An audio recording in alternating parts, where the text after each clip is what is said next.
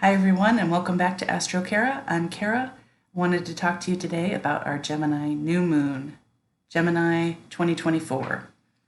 And there is a lot of energy happening. I wonder if you've been feeling it. I definitely have felt the buzzing energy is what I've been saying. I was just talking about it earlier in a group, and that's what I have felt since the sun moved into Gemini, since Jupiter moved into Gemini, and now we have a whole lineup there.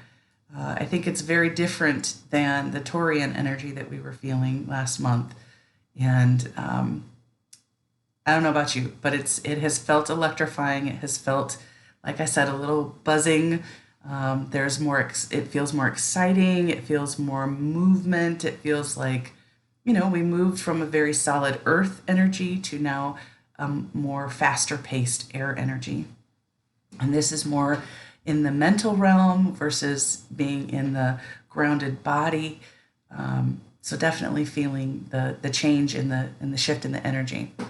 There's also been a lot of transits happening in the last week or so that have also added to this energy. Mercury had its conjunction with Uranus. We had our Mars Chiron conjunction, and now Mars is moving into this exact square with Pluto in Aquarius, which is that, again, electrifying energy, very action-oriented energy. So let's go to the chart. I want to talk a little bit about these placements, what's happening, what you might be feeling, and how we can work with this energy. So here we have on June 6, 2024, 5:37 a.m., where I am here in Phoenix, Arizona. The sun and the moon are 16 degrees, 17 minutes of Gemini, and that is our new moon signature. You can also see that Venus there at 16 degrees Gemini, so this is impactful for this new moon. We also have Mercury, the ruler of Gemini, now in its own sign. We have it conjunct Jupiter, our newly moved Jupiter into Gemini, so I'm going to talk a little bit about that. And it's squaring Saturn in Pisces. So that's an important aspect that I want to look at as well. And then, of course, the big one that I mentioned at the intro is this Pluto-Mars square. And that is really significant overall in the undercurrent energy as an evolutionary astrologer. So Pluto is always the backdrop of everything that I talk about. And so I will again continue to talk about it now. Pluto moved into Aquarius earlier this year. Pluto is now in its retrograde form. It will dip back into Capricorn one more time before fully moving into Aquarius for this full transit. So since 2008, Pluto had been moving through the sign of Capricorn. Everything that we experienced during that time was the elimination of old, outdated patterns, or at least coming to the surface and recognizing where certain conditionings, certain institutions, patterns that were solidified within us were no longer useful. They no longer served a greater purpose for our own lives. And so all of that coming to the surface was meant to help us realize that we needed to make some changes. Pluto into Aquarius now is a very, very different energy. Again, we were looking at Capricorn as a very grounded earth energy, something very solid. Now we've got Aquarian energy, which is an air sign. It does rule anything electrical, including our brain and nervous system. The archetype itself is one of individuation. It is meant to take you out of something that is solid, Capricorn, and bring you into something new. It doesn't ever want to stay the same, and it doesn't like staying in one place. So it is innovation. It has been called the sign of the rebel, the revolutionary. It is because it takes us from our own time and space into somewhere else.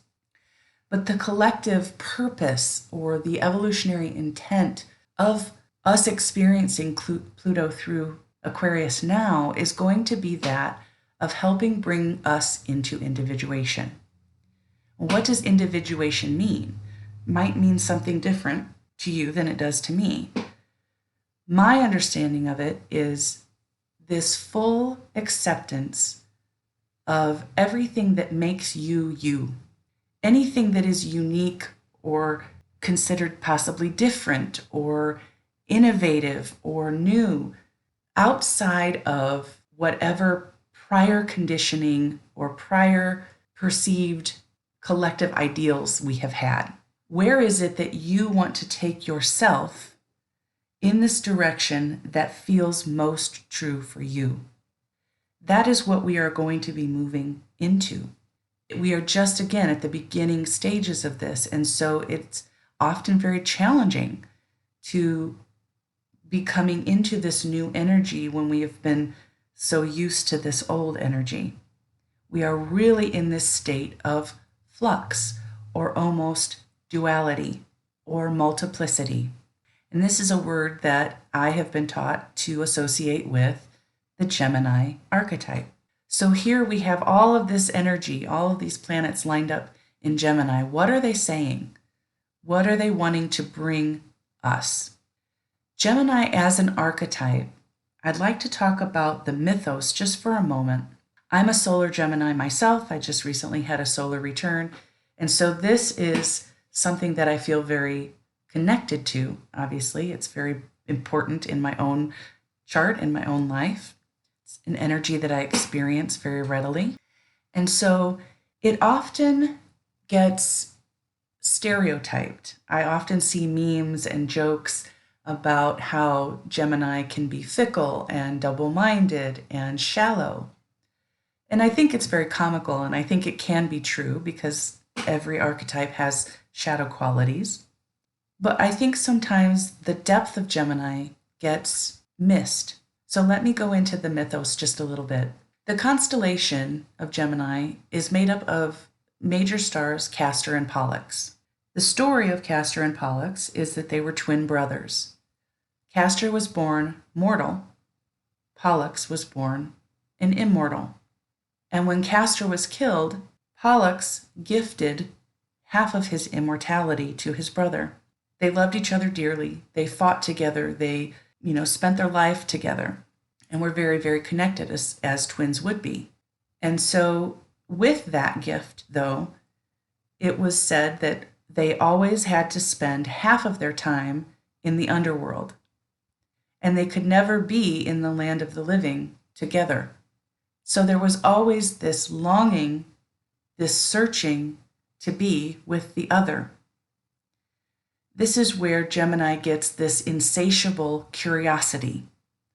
It's always searching for something, always looking for something more. More information, more excitement, more anything, something different. It wants options, right? So that's the story of the constellation, as I understand it. The ruler of Gemini, Mercury. Mercury, or Hermes, was the messenger of the gods, said to be able to travel between the land of the living and the underworld very easily, being able to bring messages between the worlds. But in that, what I pull from that is that Hermes, Mercury, our Mercury function, our Gemini function, can bring messages from the underworld, from the depths of our psyche into the land of the living, or the present and conscious mind. This energy is very important for that purpose. We communicate via language. I'm communicating now with words. And until or if we as a species develop being able to communicate telepathically, we communicate through words and body language and ideas. And how do we convey them and how do we understand them? This is part of the Gemini Mercury function. Labels and words and ideas are very important. It's how we relate through communication. And our relating function is Venus. So Venus here in this lunation is very impactful. It's helping us to understand how we relate through communication, how we relate to each other, and how we relate to ourselves. So I want to sit with this for a moment, understanding that how we relate and how we communicate is in the spotlight right now. How we relate based on what we believe about ourselves. So this I'm bringing in the Mercury-Jupiter conjunction. Mercury is our left brain, our logic, how we analyze and process data. So the Mercury function in our humanness is our left brain. Jupiter is our right brain, our intuition, our connection to the natural world, how we flow within that natural space, how we develop creativity. So these two together, it's a beautiful time of seeding new narratives, new stories. Jupiter is also about truth. I talked about this in the Sagittarius full moon video. If you want to go back and watch that, it's a little bit more about what Jupiter is and how it functions. So this together, left brain, right brain, connection to our values, Venus. And it's a new moon, which is a new seeding point. All in Gemini, how we communicate. And I want to take this a little layer deeper. Move away all the distractions for a moment. We're not thinking about how we communicate to our partner, how we communicate to our parents, our children, our siblings, our friends.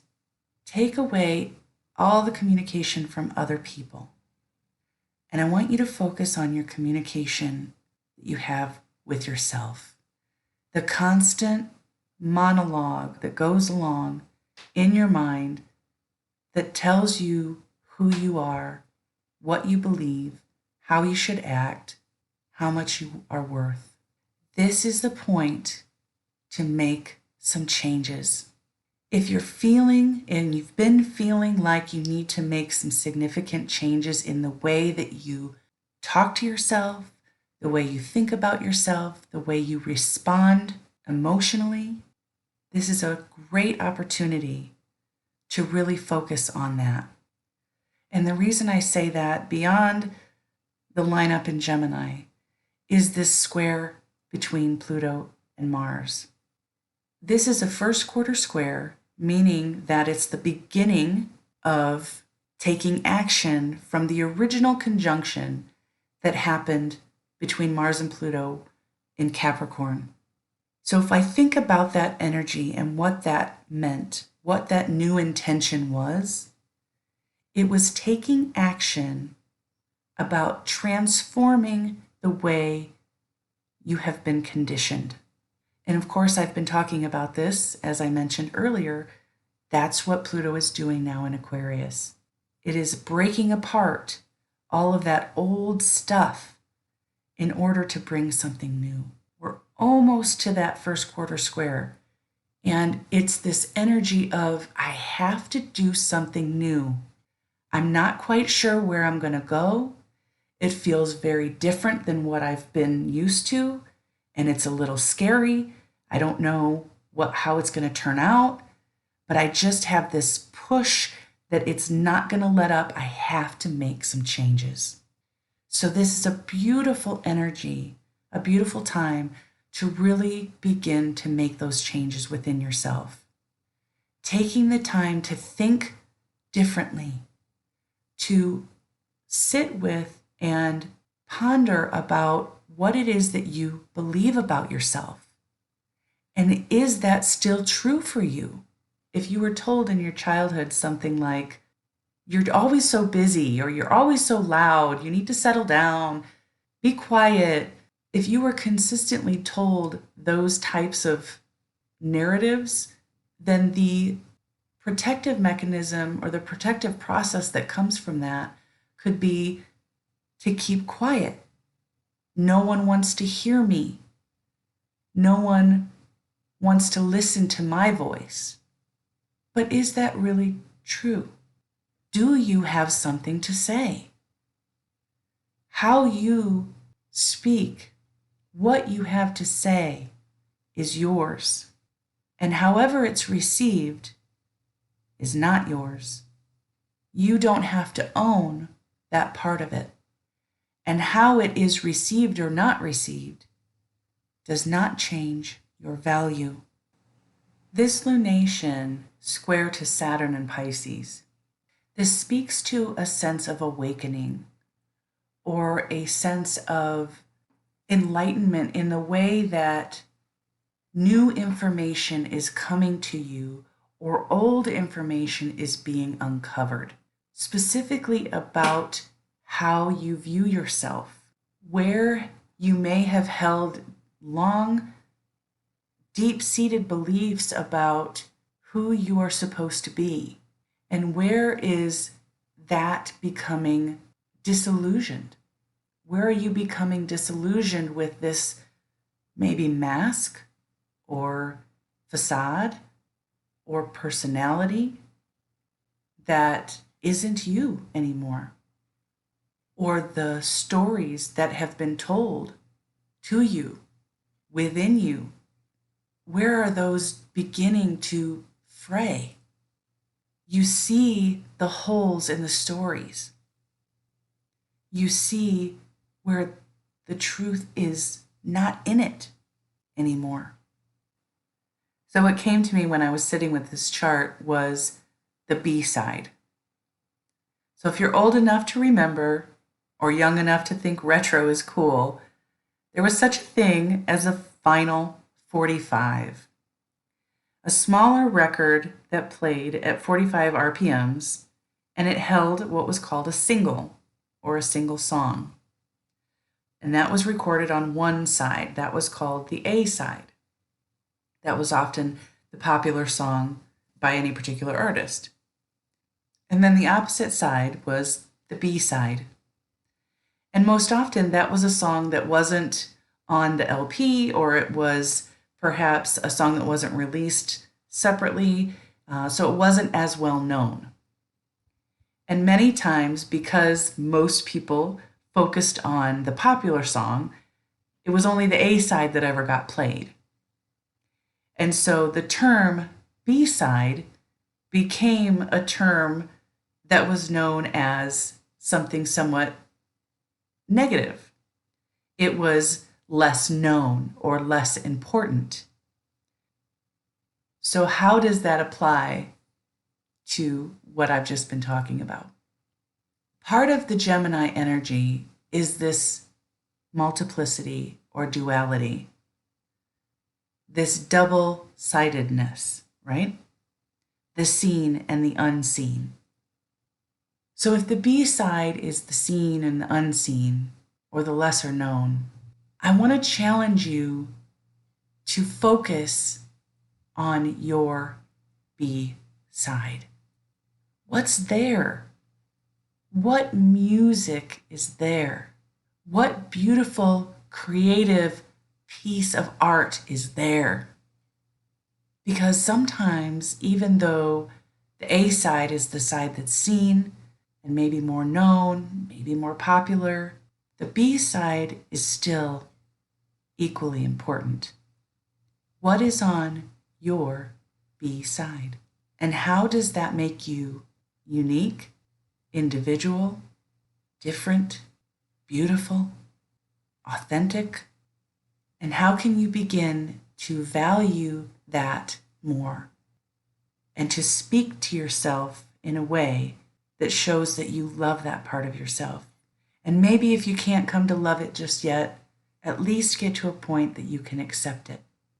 To accept that it is what it is, and it's part of you. As always, thanks for tuning in, guys. And if this brings any value to you, please like and subscribe, share to anyone that you might know that could benefit from this information. And if you want to get in contact with me, you can find all of my information at astrokara.com. Until next time, guys, take care of you.